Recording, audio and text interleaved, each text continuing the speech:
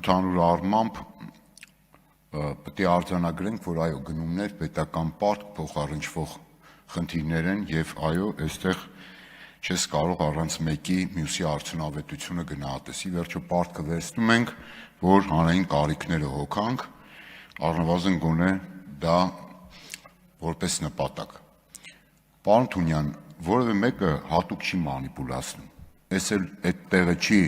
որ գուցե, չէ, դուք սիրում եք մարդկանց խոսքերի մեջ իրական ինչ-որ բառեր գտնել, վայ բան, ասենք, մարդը մասնագետ չի, ենթադրենք նաև կարող դիմադիր լինի, իդեպ ասեմ, ձեր շուրջն էլ որ նայեք, մարդիկ պարտքի մասին այնպիսի բաներ էին ասել, որ կարելի էր դասագրքերում որպես օրինակ կամ անեկդոտ բերել, բայց դրան չենք անդրադառնում։ Այդ ձեր տեսակետով, ձեր նաև պարագան հաշվի առնելով, այս հարցերը խորքային չեն լինի քննարկել։ Պարզ բան ենք ասում, հիմա տեսենք, նորից անդադ սադրում եք, անդրադառնում ենք, ժամանակը պրծնում է, բովանդակությանը չենք կարող անդրադառնանք։ Պարզ բան, ասում ենք, այս փոփոխությունը, պարտք հնարաբերակցությունը որոշակիորեն փոխում է։ Նոր սահմանումներ եք բերում, այս եկանում են։ Եվ մեր փորձը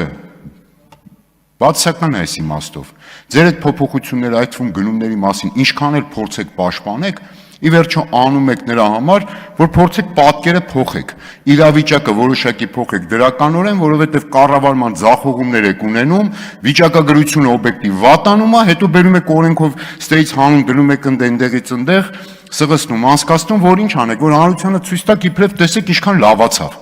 Հիմա եթե մեխանիկորեն մի հատ օրենք ընդունեք, ասենք օրինակ, պետական պարտքը այլևս ենթադրենք Բաբկեն Թունյանի ստորագրությամբ վերցրած պարտքն է։ Հայտ կլինի պետական պարտք, հնա հարաբերակցություն 0։ Հիմա ինչ, այսինքն ասեք զրոյացրիք պետական պարտքն հարաբերակցությունը։ Սա է ձեր իրականացրած իրականում։